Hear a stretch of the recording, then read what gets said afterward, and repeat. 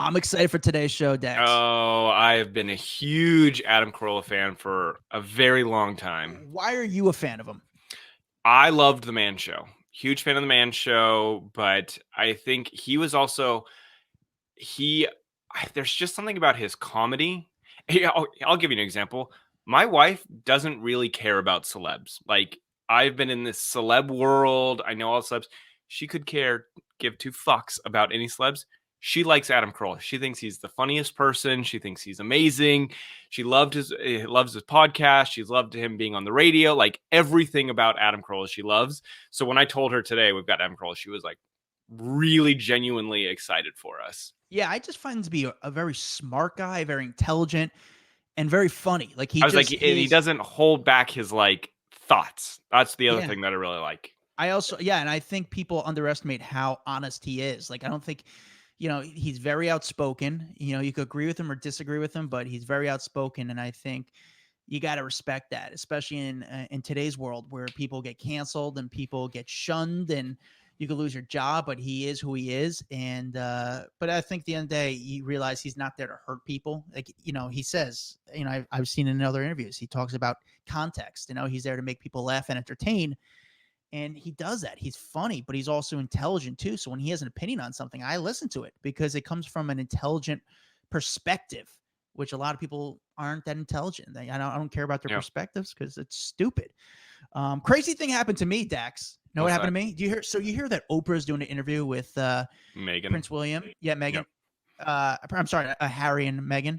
Mhm. So I did an interview with Oprah about a little more than a year ago, and I asked Oprah about Prince Harry and Meghan, and she gave me a great I answer. was like, I remember that. She Yeah. fully defended them. This was like right when they were leaving the UK, right? Like when they were Yes, so they were exiting the leaving the royal UK, family. and I got this interview with Oprah, and the video did very well for me. It ended up in a lot of the major TV shows, and they all picked it up. But I got a call yesterday from the Today Show, and actually not a call. I got a message from one of the guy. I looked him up. He was an associate producer at the Today Show. Say, hey Adam, we love to use this clip on this Today Show. Do we have your permission to use this clip?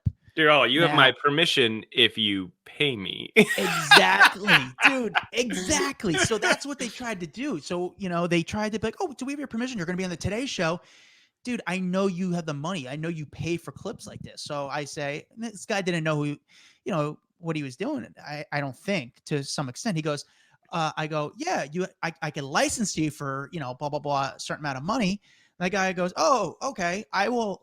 Okay, we agree to license it for that much money, but we have to, if we agree, we only will pay you if we actually use it. I'm okay. That's the deal. So they agreed. So as soon as I said brought up that you actually have to pay me, it changed a little bit. I was like, okay, we will pay. So I knew because I knew they have a budget for that, and that's what they're supposed to do. They're supposed to Mhm. pay you. But then all of a sudden, he sends me a note, goes, hey, Adam, just want to make sure we have your permission to use this on NBCU platforms. And I said, that's when I called you. Wait, And wait, thank wait. you. Is that but that's like any show on any platform. So that's any NBC show that goes to all the local news NBC shows. That goes to Dateline, to Nightly News. That goes for anything NBC wants to use. They wanted to use it for this one payment. Originally, it was just a Today Show, but then he was like, It's and smart they could because it's tell. the way he's wording it is really smart on his side. And I think if you weren't someone who does this on a regular basis, because I mean, you shoot a lot of videos of celebs, you sell them, and if you didn't know better, you just be like, oh, sure, sure, sure, like all good. When that could equal a lot more money. Exactly. So I read the comment, but I didn't respond because I said to him, what is NBC? Why I said, what is NBC platforms? And he said, all NBC shows to local news, to Nightly News, to and I'm like, whoa, that's an extra fee. That doesn't cover the Today Show thing. So good thing I asked about that. So then I just left the message as seen. And then I called you and you're like, no, let's like, dude, you should be getting paid more money for that. So I just left it as seen. And then he responded before I could respond to him. He goes, hey, if you want, we could just do it for the Today Show now. And I'm like, yeah, let's just do it for Today Show. If you're interested in more shows, we I could mean, I give him credit negotiate. for trying, but again, my last job was negotiating these kind of deals for a big television show. So I know the inner workings of like, no, that should be the charge for one show, for two shows, for three, like each one of those is its own, they have their own budgets for extra material like that. But it's just interesting how they negotiate and what they did, and if I didn't question and what happened, and that's how they get away with shit, and it was pretty interesting. However, it did make the Today Show. I did get paid. You saw my name. I felt good about myself. I'm on the Today Show talking to Oprah. Pretty cool. Pretty dope. Yeah. We got a comment. Should we read a comment? Yeah, okay, let's read a comment. Here's the thing. The best way to support this podcast is leave a review. Hopefully it's 5 stars, and it helps out with the algorithm with the podcast world. So if you leave a good comment, leave a review, we will read your review on air. Dax, you got a review for me? I do. It's this one from Gus Oliver Harper. Title says, fun and interesting podcast. I enjoy listening to your podcast. You both ask interesting, different questions. You both deliver a podcast that is so enjoyable to listen to and to be able to escape from the real world for a moment. Thank you for helping us get through some crazy times. That's a good comment. That's nice. I like that one. Yeah, Gus, I like that one a lot. I appreciate that, Gus. Thank you so much. Thank you for supporting the podcast. We also do this other thing that's fun for the podcast. It's sort of like a question roulette, where you guys don't know the guests we're having on this podcast, but if you DM us a video of you asking a question, say your name, say where you're from at the front of the video, and then just get into whatever question it was.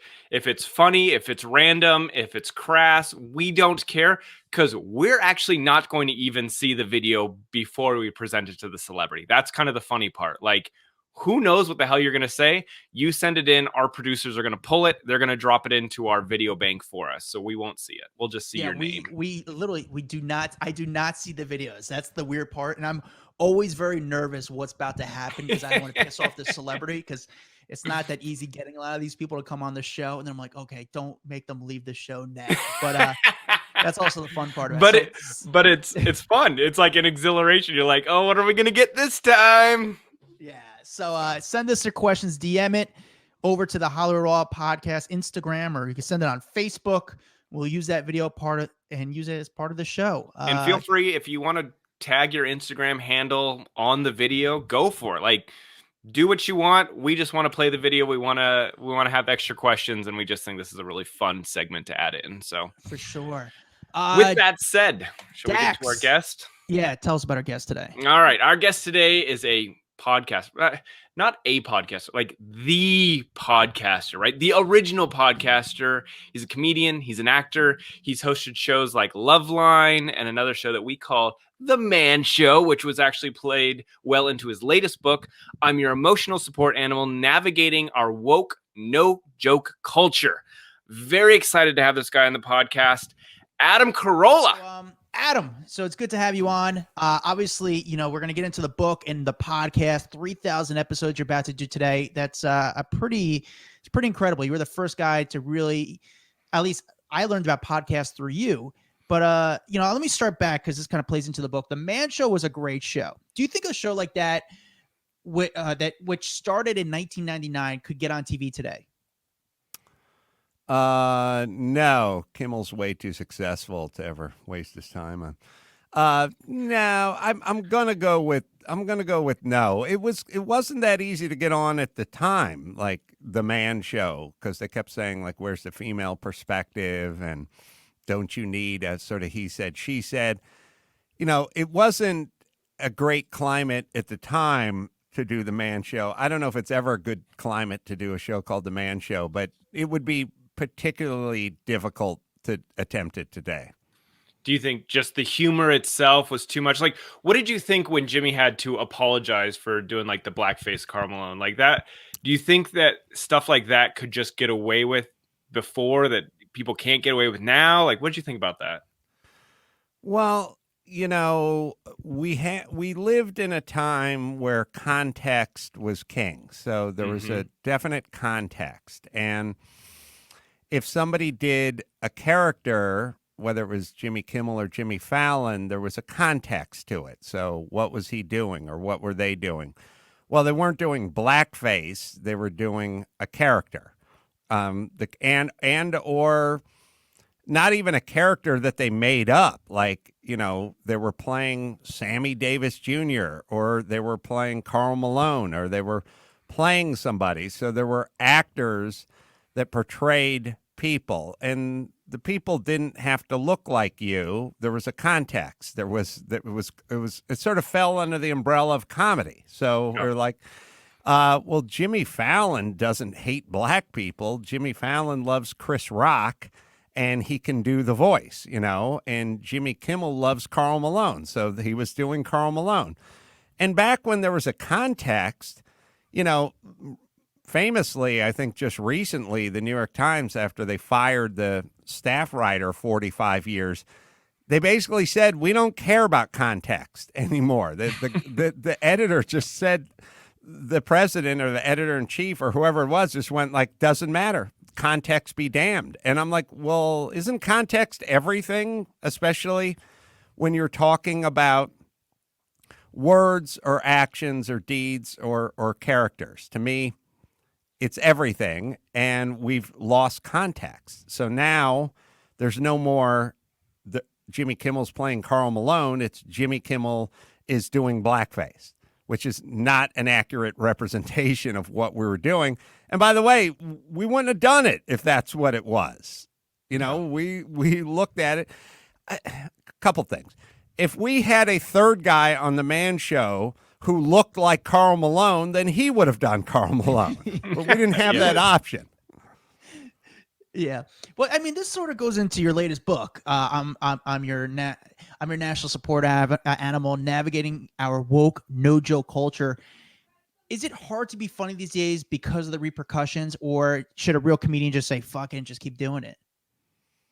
I think real comedians' job is to say fuck it in any time period they're in, you know. So Lenny Bruce or Richard Pryor or George Carlin, there was a version of oppression. It was a totally different version that came from a different side of the aisle and so on and so forth. But there was a time for, I don't know, Mort Saul or any comedian where they said, or Red Fox or whomever, where they went, the orthodoxy said, don't do this or you can't say that. And they said, I'm a comedian. My job is to say shit that people don't want me to say or may hurt people's feelings. So they did it, and we look back at them as pioneers or heroes or folks to admire or look up to. And now the idea is you're going to be deplatformed or you're going to be canceled or you're going to be shut down. So the comedians who formerly were sort of the pioneer truth tellers have all been shut down out of fear. I mean, properly, for their livelihoods. Mm-hmm. No, I think about that a lot with, you know, we bring up Joan Rivers a lot on this podcast and how she could literally say anything. And even in this day and age, I think she could say anything, but people don't have that opportunity. Everyone will get canceled because the culture just goes after them. Like, no one can be funny anymore because everyone's trying to find something else to kill someone else's career or to cancel their sponsorships. Joan was one of those people that could say literally anything and people would applaud her for it. Yeah, but it actually goes into what Adam said. It's all the context. Like, you weren't there to hurt; they were there to entertain and make fun. So it's sad that someone is going through the history of a show that came out 20 years ago just to say, oh, and then you know Jimmy has to go on a podcast and apologize. Like, did that just hurt you? Like, man, why does he even have to do that? Did that bother you at all when he just for the Karl Malone sketch? You know, I'll tell you what bothers me most about this particular stage we're at in history. The people who apologize sort of have to apologize because they have a gig, they have a family. You know, I'll tell you, knowing a guy like I know Jimmy, he's got a bunch of people that count on him. He's got a bunch of staff and writers, and there's so many employees of a show like that. And he feels responsible for those people. So or the guy who drives a forklift feels responsible for his family, you know? So it's like, if he's out on an island and he's single and he doesn't have people he needs to take care of and so on and so forth, then it's kind of his decision. or anyone's decision to apologize. But when you have people that are counting on you for their livelihoods, then you have to consider that. It's more the people in society who jump on the bandwagon. It's not so much the celebrity that is basically fighting to keep their job. It's the society that demands they apologize. I wish more voices would ring up and defend these people and go, like, for me, I would always say it's not blackface. If you are impersonating Chris Rock, you're not doing blackface. Blackface is its own thing, and it's objectionable, and it's disgraceful, and it's demeaning, and nobody should do blackface. That is not the same as doing an impersonation of Chris Rock. We should be a little more nuanced than that. And other comedians and other voices in the media should be rising up and discussing that nuance and defending these people. The problem is they're scared of getting wished out into the cornfield themselves. So who's going to pipe up and defend these people? And thus they're forced to apologize. But I wish more voices would rise up and say, and also, you hurt your cause when you take good people who are sympathetic to your cause and force them to genuflect in front of you as well. It waters down your cause. Interesting. Yeah. I remember the episode that in the Man Show you went to Snoop's house and you guys got high there. What was his house like? What was Snoop's house like? Unimpressive. What? Really? Seriously? Yeah, Just well, empty, or? it wasn't the house you'd pictured Snoop living in, but I probably kind of pictured somewhere between like the Playboy Mansion and a pot dispensary. But the reality is I think at the time Snoop had a house that was way out of town, like in like Redlands or something. I mean, it was like an hour and 20-minute drive to get there. I think he had his sort of safe house, getaway house, which is like in the middle of suburbia and not particularly impressive.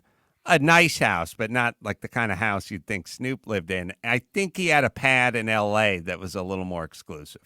That's awesome. Who's the coolest celebrity house you've been to? Because not even just on the show, just in general. I always find this so fascinating. Who has? Well, Jimmy has a pretty good house, as long as we're talking about Jimmy. I'm trying to think. But what makes it so cool? Because I've seen clips of his house, obviously, on the show, like when Rihanna went to the house and stuff like that. But what makes his house so cool? Probably that Jimmy's cooking in it. I think probably is what does it, because he always cooks. He has a pizza oven. He keeps the pizzas coming. So maybe if I could separate the house from the cooking. It's contemporary. It has it's a contemporary design, which I enjoy, and it has terrazzo, and I love terrazzo. I'm a fool for terrazzo. If anyone doesn't know what terrazzo is, next time you're in an airport, just look down and you shall see terrazzo. And it's always in a commercial application. I'm kind of a building nerd, but in a residential application, you can't go wrong with terrazzo. All right. Going back to like these celebrities that are being very woke. Do you think it'll affect their jobs? Because it feels like some of them, like an Alyssa Milano, who we don't really know what she's done in a while, but somehow she's very turned and she's being very outspoken. Do you think that can affect their future jobs for them being so outspoken in show business? Or are we just kind of like we approve of it? Well, I mean, there's always the danger that we don't look at Alyssa Milano as an actress. We look at her as a spokesperson now, or an activist, or some version of that, So I think when you start crossing over into activist territory, now I suppose if I'm a casting director, I don't look at Alyssa Milano as the young ingenue. I look at her as the bitter activist now. And so I'm sure that's going to affect it. Yeah. Is there any celeb out there that you're just like, oh, pipe down, like no one wants to hear this from you? Is there anyone out there like that for you? I would say Chris, Captain America. I can't think of what Chris's last name. Pine, is it? No, Yeah, not Chris Pine. Chris Pine is Wonder Woman. No, not Chris, but that's Star Oh. Trek. Oh. Chris Evans. Chris Evans. Chris There Evans. Yes, I've had an ass full of that guy. Jesus Christ. Just we go. He put is the America's ass. Put the stupid outfit on and go get paid and shut up, would you? That guy, Mark Ruffalo, could probably take 10 minutes off of tweeting. Yeah. You just don't like any of the Avengers, then, do you? I I'm just don't kidding. I don't like being preached at as much as I feel like I'm getting preached at by these people who evidently figured everything out in the world. Is it just, here's my opinion. It's like, that's, in some ways what they know is, I want the people to speak as the people that actually have, I like good perspectives. I just don't think they come from a great perspective. The reality is different than from a lot of the people's. And then you question their motives behind it. Are they just trying to please everyone or seem like the good cop, but yet again, they're making, millions and millions of dollars? What exactly irks you with these people, or should they just kind of stay in their zone? I certainly don't begrudge anyone sharing their opinion. I just hate it when they take some subject that is everyone agrees with. They'll go, we're locking kids up in cages at the border. This is an outrage. And it's like, yeah, no one likes it. Now you need to offer an idea that would stop this or fix it or an alternative plan. Nobody's a fan of kids being separated from their parents and held in a facility at the border. On the other hand, they're not doing it because they're cruel. They're doing it for a reason. And if you could figure out a way to come up with an alternative, then I'm all ears. But you're just sort of virtue signaling, being a hero, not offering, it's the folks that, it's kind of the folks that never stop talking about global warming, but they're against nuclear, which is like, well, that would save a lot of CO2. So, like, here's the deal. Everyone is against global warming. Fine. Now let's start hearing your innovative ideas about how to rectify this situation, or you just want to fly private and send out holier than thou tweets. It's so true. It's so true. I want to talk about your podcast because you are about to hit a huge milestone, your 3,000th episode, which is amazing. But I want to know, through those 3,000, who's your favorite guest you've had on? Maybe just favorite or most interesting person that stands out of 3,000 episodes. Bryan Cranston has been great over the years, and I'm going to not do myself any favors because there's always going to be people I leave out. Guys like comedian Joe Coy, who's done some really funny stuff on my podcast. But being able to talk to guys like, I don't know, John Cleese, and having a really interesting conversation with guys of that ilk, I never thought I'd be in a position where I could talk to a lot of my heroes, comedy heroes growing up. Alec Baldwin, always interesting. There's so many. I mean, there's so many interesting voices out there, and they're so varied, and their opinions are so varied. But just having this crazy variety of voices and this dialogue, I really cherish that, and I wish there was more of it. Somebody tweeted me the other day because I do a podcast with attorney Mark Garrigus called Reasonable Doubt, which is another podcast I do. But he comes in here, we disagree on many subjects, we laugh about most of the stuff we disagree with, we have a good time, and then we go our separate ways. And I count him as a very good friend. He adores me. And someone just tweeted me and said, it's kind of nice to hear people disagree or argue or have their thing and get along and like have a discussion about it. Or maybe I can sway you over to my side, or maybe you can sway me over to your point of view. I don't know what happened to that, but I would love to have more of that. I wish there was more of that dialogue in this country. Yeah. Who, in your opinion, has the best job in Hollywood? Hold on. I just sounded like Chris Evans. I believe we have to have an open and honest dialogue. This country was founded on. Yeah. Sorry. What, Adam? Who has the best job in Hollywood, in your opinion? People used to say it's always people who host a game show, like a Bob Barker type thing. But who do you think has the best job? The best job in Hollywood are probably any of the ladies on The View because they say nothing and they're going on year 27. They literally, Joy Behar's the least funny person has ever sidled up to a microphone, and she can't get fired because their audience is a bunch of unemployable dumb people. So who's ever going to really raise a ruckus? The best job in Hollywood, I always say, is, every year they come out with that list where they go most overpaid in Hollywood, Yeah.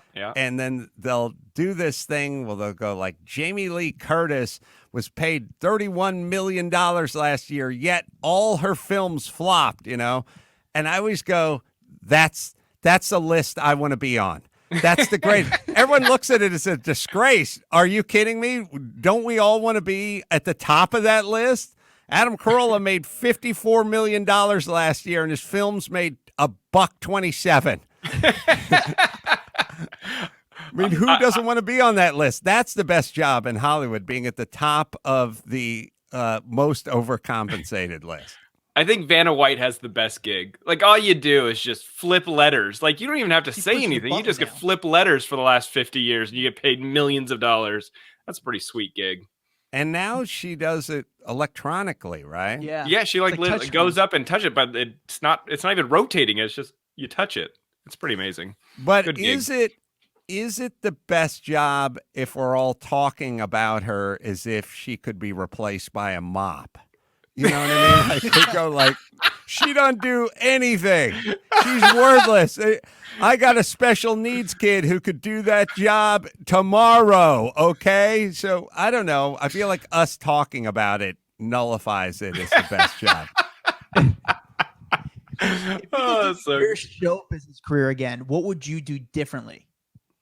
If I could restart my show business career again. Show business career once you got in, like what would you do differently in your career?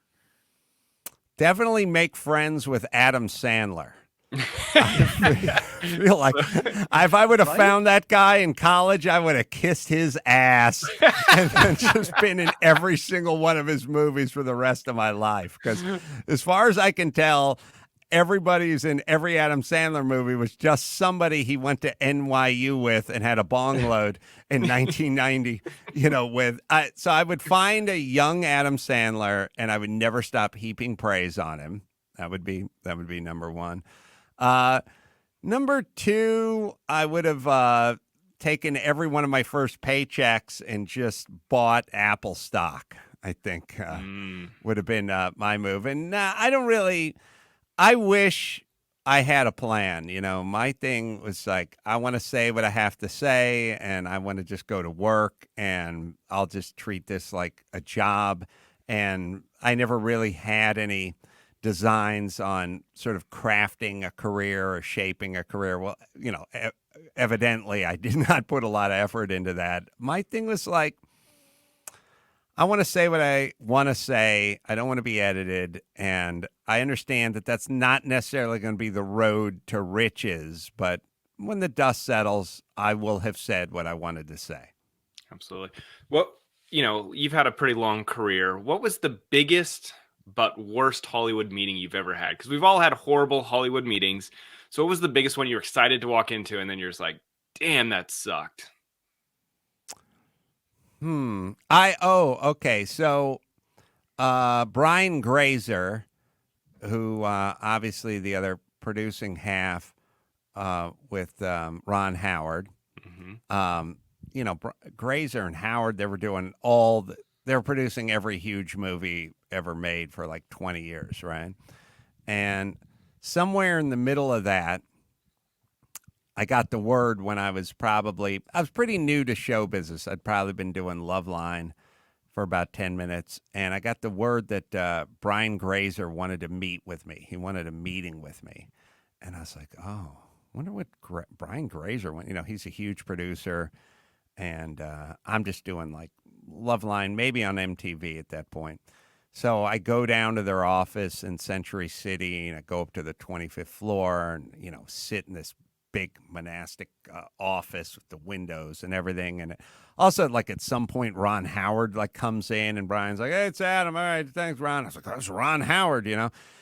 And we talk for like an hour and a half, and then I go back like I'm floating on air. Like, what does Brian Grazer have in mind for me? And I never hear back from him. I never hear another word. I never hear anything. Nothing ever comes of it. And probably about 15 years later, I'm interviewing him on my podcast. I go, "Hey, remember that meeting we had? Like, what was that about?" Well, he'd written a book that basically just said he finds people he likes and he has meetings with them, and he just talks to them for an hour and then never talks to them again. And I'm like, I was kind of flattered that he liked me enough to want to have this meeting with me, but you're Brian Grazer. You have to say this is not going to materialize in any kind of theatrical career for you whatsoever, and I have zero interest in putting you in our next project.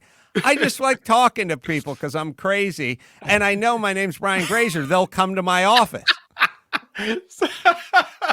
Oh, that sucks. Yeah, I mean, so like you said, it's flattering, but shit, like we could have had this over a phone call, bro. Yeah, or you could have come to my office if, in fact, you wanted to pick my brain. I didn't have to pay $19 for parking in Century City. You and Kimmel, you guys always make fun of your manager, James Baby Doll Dixon. Why is he so fascinating? I don't know what makes a person fascinating. You know, I think you kind of know it when you see it. He's, idiosyncratic, calls everyone baby doll. So his name is James Baby Doll Dixon. He's just this brash kind of New Yorker, lovable, fast talking, interesting. He's the only adult I've ever met who's still littered like into their 40s. Like, you literally drive with him, and when he's done with his McDonald's, he just rolls the window down and just throws it out the window. Like, when's the last time you saw an adult, like a millionaire adult, like, who just drove a rental car and was literally done with their, cheese McMuffin and just threw the wrapper, just tossed it right out of the window, didn't even make a comment? In Malibu, by the way, he did this. So I don't know. He litters. I think that's one of his most fascinating traits. That's so funny. So you've created a bunch of shows. You've done some pilots, but like for the general public, how hard is it to actually get a show on air? Like, what is the process people have to go through? It's obviously it's a pretty low percentage endeavor. I've had shows that I've got on the air that have seemed like, the stars aligned and it was just easy as hell and it just happens so fast. And then I've had laborious, teeth pulling and, I've experienced, the highs and the lows and everything in between. There is no one answer. It's kind of like, I don't know, making sweet love. Like, when it's right, but it's really hard to sort of explain it to the guy who's doing the humping. You know what I mean? It's like, it's either working or it's not working, but you couldn't really tell them that they're using too much lower body and not enough upper body. Like, it's very nuanced, but I will tell you, when it works, and when it doesn't, it can be a very expensive date. So we do a little bit of a speed round, just like quick answers, quick questions, just kind of get some real quick answers. So let's try it out. Ready? So first off, you're an interview. Nicest celebrity? Henry Winkler. Funniest celebrity? Norm Macdonald. Most entertaining at a party? Jimmy Kimmel as the most entertaining and is the best entertainer, constantly sort of bringing everyone food and freshening the drinks and doing all the cooking and stuff, and a delight to have a conversation with. All right, who is the most disappointing? I'd have to say myself. I bore the shit out of myself. Most intimidating? Oh, at a party. Ben Affleck. All right, here's a good one. Because he's tall, you know. What about the most overrated restaurant? Because we got a lot here in LA. Most over. Anything that does the artisanal anything where they serve it on something like a rock salt patty and you're not sure if you should eat the thing it's on or, is that part of the dish? Or like the little flowers on top where you're like, do I eat the flower? Do I take the flower off? Right. Anytime you're asking people shall I eat what's on it or under it, that's always bad. Most underrated talent. It's weird because if you really go back to the some of the funniest people I've met, I could say their name, but you wouldn't really know their name. So, underrated talent. I'm gonna go with Kevin Dillon from Entourage. I thought that guy. I thought Johnny Drama was one of the funniest characters I've ever seen on TV, and he doesn't really get credit for being a really funny comedic actor. All right. What's the biggest celeb name in your phone? Man, I'd have to look.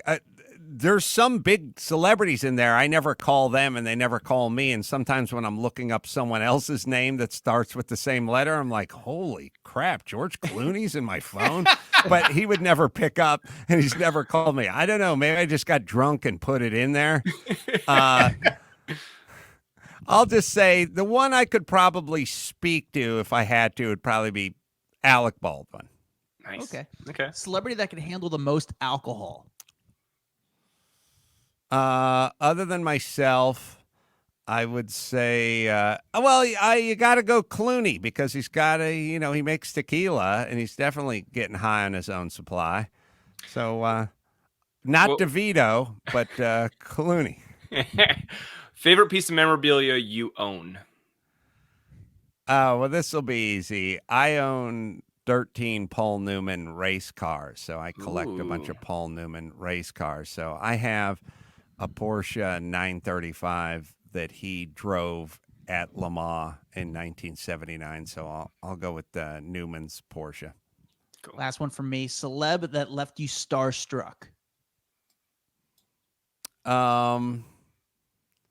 Trying to think. Well, once you get a little older and you see enough celebrities, you probably are a little less apt to be starstruck. But at the very beginning of my career, circling back to Henry Winkler, I met him backstage at some concert or something, and I met him, and I'd been in show business for like 10 seconds, and I heard him talking about me. He's like, where is this guy? Because he knew I was around, and I was like, the Fonz wants to know where I am, because I was a carpenter like 10 minutes earlier, and I grew up watching the Fonz. So I'll say Henry Winkler, circa 1996. Nice. And I was going to do one last question for me, but I'm actually going to do one of our fan roulette questions. Our fans submit questions, not knowing who the celeb is going to be, and we just play it to see what it is. So we're going to go with Nick. Would you prefer no one show up to your wedding or your funeral? Wedding, for sure. I feel like, and one could argue maybe we should just combine the two activities and save time. Let's be realistic, fellas. Be like, these people don't want to come and show up to two events. Like, just get it over with in one. It's a symbolic funeral. Yeah. So last question. Obviously, your latest book, your national support animal, navigating our woke, no joke culture. Do you think this new-ish culture will last? Is this what it's going to be forever? Is it here to stay? I think the book is called I'm Your Emotional Support Animal. What did I say? I think you're saying national in there somewhere. But oh, yeah, I am saying national. That is right. I keep saying national. People can Google it. I know why it says national in the notes. Yeah, I wrote it because I wrote it about God, what's it been? A little over a year ago. I mean, when I started to write it, it was like I kind of felt which way the wind was blowing, and I do that with some of my books. Like I wrote a book 11 years ago called "In 50 Years We'll All Be Chicks," and I was early money on that as well. So I kind of got the way the wind was blowing with the cancel culture and the PC correctness and all that kind of stuff, and I just started in on it because I felt that was the zeitgeist. And a lot has happened in that direction, not in a good way, since I started to write the book. So That's cool. No, are you getting pretty good response so far from people excited?